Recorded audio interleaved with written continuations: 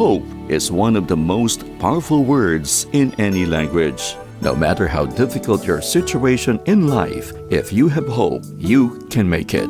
But in a country or situation like ours where life is getting more difficult, where can we find real hope? Stay with us and find the answer on A Word of Hope with Bishop David Sobrepeña.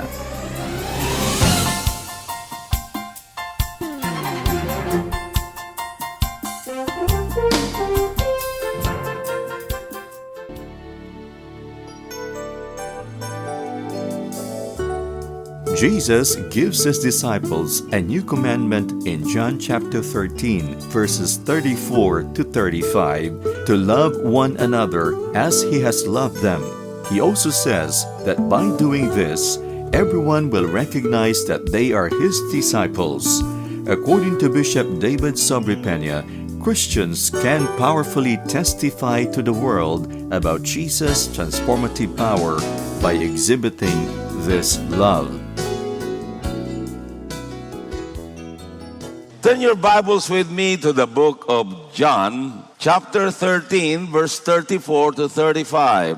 A new commandment I give to you, that you love one another, as I have loved you, that you also love one another. By this all will know that you are my disciples, if you have love for one another. And then I want us to read together 1 John chapter 4, verse 7 to 11.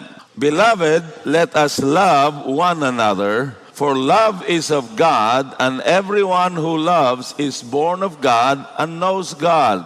He who loves does not know God, for God is love.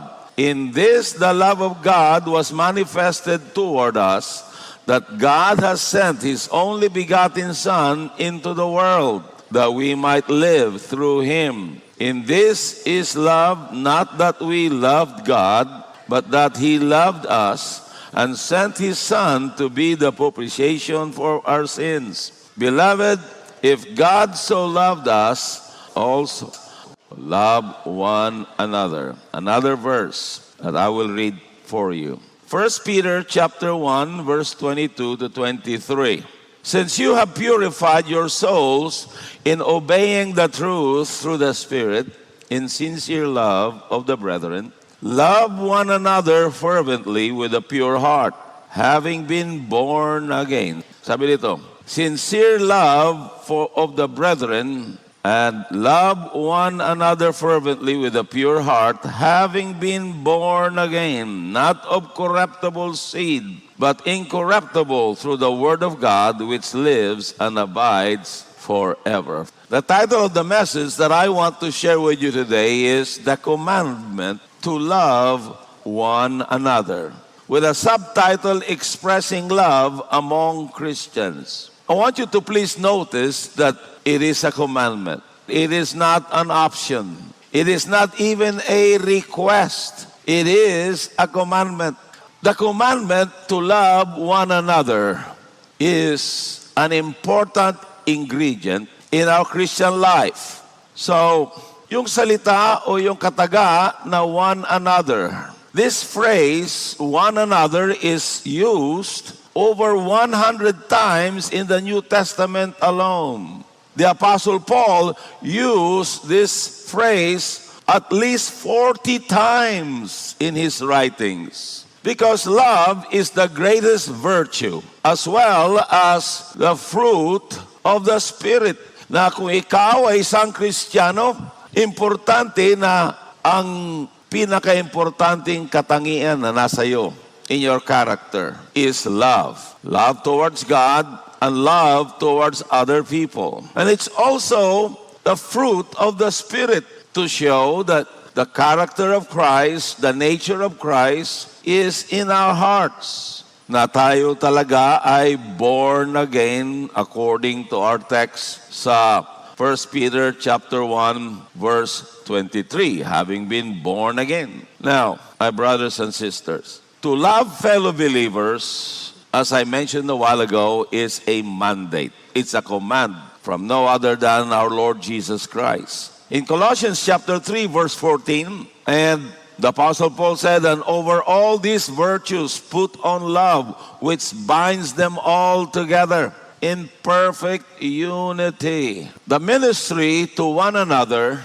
and the exhortations to love one another, forgive one another, accept one another, and greet one another, yung lahat na one another sa New Testament, actually demonstrate our love in action to our brothers and sisters in Christ. They tell us how to express the love of God that we have in our heart. Now, first of all, the Bible says that we are members of one another. I have chosen 4 or 5 that I want to share with you today. Members of one another. In Romans chapter 12 verse 5, so we being many are one body in Christ and individually members of one another. The New Testament clearly teaches this truth of us. No matter how many we are this Sunday, and no matter how big all the Christian believers in the Philippines and around the world,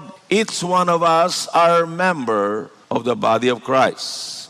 Paul used the human body as analogy. We need each other to function properly and effectively, just as my hands are needed by my body in order that I can function effectively. My feet are needed. And if you are a runner, if you run, you need all your 10 toes. If you're missing 1 or 2 toes, you may lose your balance. Meron akong kaibigan, ay pinutulan siya ng lahat ng daliri niya sa paa dahil sa diabetes. Ngayon, hindi na siya makatakbo at mahirap niyang makabalance. Meron ding iba na pag naputol yung hinlalaki mo, mahirap ka nang tumakbo na may balance. Because you need all the parts of your body. And even the parts that you do not see by your naked eyes, they are needed. In the same way, in the body of Christ, we are many. They tell me now, statistically, that there are 2 billion born-again Christians in the world. The born-again movement is a lot larger than the Roman Catholic movement in this world. So, while maybe in our country we are the minority, we are the majority in the world today. The body of Christ. The Bible teaches that believers should walk harmoniously and in unity. In 1 Corinthians chapter 1 verse 10, Paul said, now I plead with you, brethren, by the name of our Lord Jesus Christ, that you all speak the same thing, that there be no divisions among you, but that you should be perfectly joined together in the same mind and in the same judgment. Ano yung bagay na paniniwalaan natin so that we can be of the same mind about that matter? Well, Jesus Christ is our Lord and Savior. He is Lord of our lives. Jesus is the head of the church. We are members to one another. At nais ng Panginoon na tayo ay gagampanan natin ang kalooban ng Panginoon sa ating buhay habang tayo nabubuhay sa ibabaw ng mundo. Nagampanan natin ang kalooban ng Diyos para sa atin. Yun ang mga bagay na pinaniniwalaan natin na maging involved tayo sa gawain ng Panginoon. In Ephesians chapter 4 verse 3, it goes on further. Make every effort to keep the unity of the Spirit through the bond of peace. Now, I want you to underline the words, make every effort. Iba't ibang ating personality. Okay? Meron yung mga mahiyain. Different personality. Meron yung medyo bossing ang dating. Meron yung mga tipong melancholic. Meron yung mga choleric na medyo stricto ang pananaw sa buhay. Bihira lang ngumiti. So, kung ikaw ay involved sa ministry, katulad siguro ng martial ministry, ng women's ministry, sa choir, sa youth ministry, young professionals, medical, dental, what have you, even in life groups. Dahil iba't iba ang ating background and personality, hindi maiiwasan yung clash. of personalities. At kuminsan, merong mga nasasaktan. But before that happens, make every effort to keep the unity. Because you and I need to do everything we can to keep the unity of the Spirit through the bond of peace. In that way, you will live as a happier Christian brother and sister. Secondly, be devoted to one another in brotherly love. That's according to Romans chapter 12, verse 10. To be devoted to one another in brotherly love. Give preference to one another in honor. Because we belong to one big family, the family of God. Wala nang mas malaking pamilya pa sa mundong ito, kundi the family of God. I love the song that says, I'm so glad I'm a part of the family of God. Now, the body concept portrays that Christians are members of one another. But the family concept adds dimension of warmth and tenderness and loyalty. Kailangan natin itong dalawang analogy na ito. Yung body concept, that we are members to one another. Kung nag-stop lang yon, katulad ng kung ang patay, nasa kabaong, wala lang kakibo-kibo, hindi na nagsasalita, it's cold. But the family concept is warm. There is acceptance, there is tenderness, there is loyalty. Brotherly love, this kind of love refers to the love between brothers and sisters in Christ. It's also described the love between brothers and sisters or siblings in a natural family. Ganito pong sinasabi sa Ephesians chapter 3 verse 14 to 15. For this reason, I kneel before the Father, from whom his whole family in heaven and on earth derives its name. The term brothers is used 230 times in the New Testament to refer to the Christian family. Pag sinabi ng Bible, brothers, included na rin ang sisters because they put it in this light. Because when we get to heaven, we will no longer be male and female. Amen? We're all one big family of God. Hallelujah. So, it is used 230 times in the New Testament. And as part of the family of God, and importante po yung atin pong devotion to one another. The Bible says, let me read to you again, Romans 12:10, be kindly affectionate to one another with brotherly love.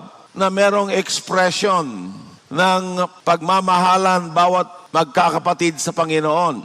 But there are Christians today who finds it difficult to express their love or emotion toward others. So here are 3 questions that I want you to consider. Number 1, do I fear rejection? Have I had a poor relationship in my family background? Meron pong mga, people that have come from a family background na yung tatay at nanay ay wala masyadong ka-emote, yung kanilang emotion, so to speak. They don't display affection to one another. Yung tatay at nanay, palaging nag-aaway. So, ang mangyari sa mga anak, at pag lumaki sila, ay ganon din. They are not very trusting. They fear rejection. There are families today that are what we might call dysfunctional. But they have met the Lord in their lives. And their hearts had been mostly healed by the power of God's love. But meron pa rin mga natitirang mga alinlangan or fear of rejection. If you are going through that kind of struggle, just commit it to the Lord in prayer. Second question, am I basically angry and resentful? Having deep feelings of anger and resentment toward other people. Sapagkat ikaw ay sinaktan ng relatives mo, nasaktan ka before, at and because of that, there is that deep-seated anger and resentment. Yung mga bagay na yun, kailangan na i-commit natin sa Panginoon. At ang Panginoon ang lulusaw ng ganong mga feelings. Hallelujah. Number 3 question, do I spend most of my time thinking about myself? We are living in a generation of me, I, me, and mine generation. That everything centers around self. But if you're a Christian, you just not only think about yourself, but to others. Glory to God. Number 3, admonish one another. Ito isa sa mga importante pang bagay na gagawin natin. Kung totoong mahal natin ang body of Christ, na meron tayong pag-ibig sa bawat isang Kristiyano na mga kasama natin. Lalo na if you are part of a ministry and you know the problems that some of our brothers and sisters are going through, and you may need to admonish them. In Colossians chapter 3 verse 16, sabi po dito, let the word of Christ dwell in you richly in all wisdom, teaching and admonishing one another in psalms and hymns and spiritual songs, singing with grace in your hearts to the Lord. Admonishing one another. To admonish means to instruct, to counsel, to exhort, to warn against spiritual danger. Those of you who are spiritual, those of you who know the Lord, those of you who knows the Bible in its teaching about spiritual dangers, pwede mong bigyan ng warning. Hindi lamang iyong mga anak, mga kasama mo sa ministry, mga godly advice, kayong mga kababayan, kayo young ladies, mayroon tayong mga pastora where you can go to and seek their counsel. Mga young men, young women, young men, mga young fathers, you could go to Pastor Joseph at iba nating mga pastor. I like to do it, but it will be hard for you to get a hold of me because of my schedule. But if I'm available, I can give you a point or two. But that's the meaning of admonish. Kaya nga, napakahalaga yung ating pong mga life groups because we are doing exhortation and admonish one another from the Word of God. Now, there is the right way to admonish. Number 1, admonishment must be done with deep concern and love. In Acts chapter 20, verse 31, the Apostle Paul said, therefore watch and remember that for 3 years I did not cease to warn everyone, night and day with tears. Another right way to admonish people, it must be personal and persistent.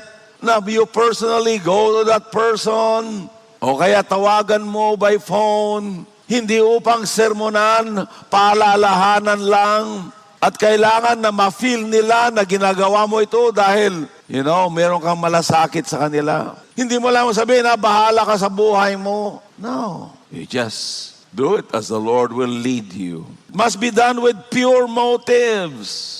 In 1 Corinthians chapter 4, verse 14, the Apostle Paul said, I am not writing this to shame you, but to warn you as my dear children. Na kung ikaw ay nag-admonish, kung ikaw ay gagawa ng koreksyon sa isang kapatid, sa isang kabataan, o kakilala sa church, hindi upang hiyain sila, wrong motive yon. It must be done in love, with pure motives, with the right goal to help others become more mature in Christ or become a better person. Lastly, how else can you express your love to one another at church? Encourage one another. In 1 Thessalonians chapter 5, verse 11, it says, therefore, encourage one another and build each other up. Because when you encourage that brother, that sister, when you encourage a member of your family, mga tatay, nanay, this is something that you should do sa inyong mga anak. One time, ang anak ko, alam niya na istrikto ako sa kanilang mga grades. Kaya they got scholarship sa pag-aral sa Amerika because, we don't have the money to support them. Me working in the Philippines. Karoon sila ng mababang grades. Oh, Dad, I have B. Oh, it's all right, son. You can do better than that. Maybe you were just sleeping when your teacher was teaching. Do your best. I know you can do better than that because you're my son and you are your mother's son. Sabi ko, encouragein mo sila. Because ngayon, mga teenagers, mga anak natin, madali silang ma-discourage, lalong-lalo na kung may mga bully sa kanilang paaralan. When they come home, they feel like they are beaten down. But you should take the initiative to start encouraging people around you. And in the same way, even in church, practice encouragement to one another in the service of the Lord. How do we encourage one another? By serving one another. In Galatians chapter 5 verse 13, for you, brethren, have been called to liberty, only do not use liberty as an opportunity to the flesh, but through love, serve one another. Sa pag-ibig ng Panginoon, you serve one another. You know, I love, yung ating pong the effort that the ushers are doing sa church natin. Marami sa kanila, on Saturday, narito na sila, ina-arrange ito mga bulaklak. Have you ever observed? Wala pong artificial na bulaklak ang ating church. Bago, every week, fresh. Silang gumagawa niyan. And it costs money. And they carefully arrange it. And they come early before everyone else come to church. And many of them, they stay in our church a whole day. At yung mga ushers natin yan, hindi mga pipitsugin niya, may mga sariling negosyo mga yan. Sa mga workers natin, hindi ko na sabihin, may mga milyonaryo dyan. Mga greeters. Yung mga marshals na nagde-direct traffic, appreciate them. Because mga businessmen na mga yan, may sariling mga negosyo mga yan. But they love, because of love, they serve one another. How else do we encourage one another? By fellowship, regular Sunday gatherings, as well as small group gatherings. Alam niyo po, ang isang bagay na ginawa ng kaaway ni Satanas noong pandemic ay watak-watakin ng mga churches. Ginamit niya ang gobyerno upang i-lockdown ang mga simbahan. Naging importante na kataga, social distancing. But it should not prevent us from coming to worship the Lord. The virus, if you call it a virus that we spread, is the love of Christ. God has not given us the spirit of fear, but of love, power, and of a sound mind. So ito ang nais ng Panginoon sa atin. In Hebrews chapter 10, verse 24 to 25, you have heard this verse so many times. And let us consider one another in order to stir up love and good works, not forsaking the assembling of ourselves together, as is the manner of some, but exhorting one another, and so much the more as you see the day approaching. If you know a brother or sister na meron sila mga talents, certain talents that will bring honor and glory to the Lord Jesus Christ, encourage them to be involved with the ministry. Encourage them to use it for the benefit of others in serving the Lord. You stir up one another to good works. Kasi, noong unang araw, yung panahon ni Apostol Pablo, napakahirap ang buhay ng mga Kristiyano noon. Pinagtutugis sila ng mga otoridad. At kung nahuli sila, ilalagay sila sa isang malaking bilangguan o hawla at hihintayin yung mga games sa Colosseum.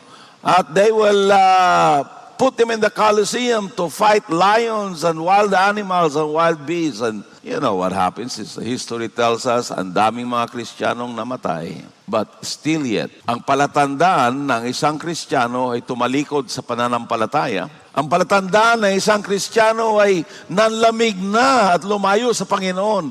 Yung hindi na siya dumadalo sa mga gawain. Kaya mga kapatid, mga magulang, kung hindi pa kayo nag-a-attend, o madalang lang kayo mag-attend, nag-o-online lang kayo. You know, online is not a good substitute to being in here physically, worshiping God with other Christian brothers and sisters. Because it says, not forsaking the assembling of ourselves together, as is the manner of some, but exhorting one another so much the more as you see the day approaching. Exhorting means encouraging one another. And what is that day that is approaching?